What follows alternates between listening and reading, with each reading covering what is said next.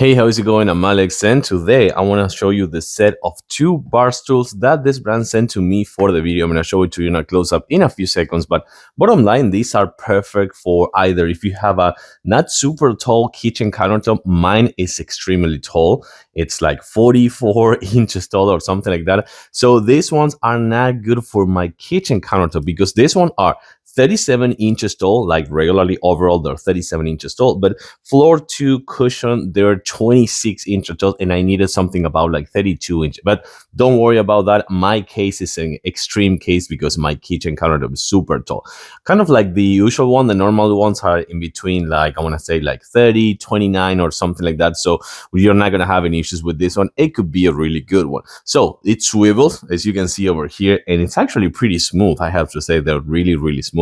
They support 300 pounds, which I think, just judging by the size, is a really nice weight limit. But now let me show it to you in a closer look. So as I was telling you before, they swivel. The assemble process of this one is not going to take you more than 20 minutes, not each, both 20 minutes. I swear, it's super easy, and almost you're going to get it like in 10 minutes each. The cushion over here, it is really firm. I have to say that it's fluffy, but not that fluffy. It's more firm than anything, which I think it's a good thing. So if you're sitting here every day having breakfast or something like that, I do like this calm backrest over here, which is going to give you that really nice support when you're sitting, just like this. For example, again, if you're using this one for working from home or just having breakfast or having guests or something like that, this is going to give you that really nice support over there.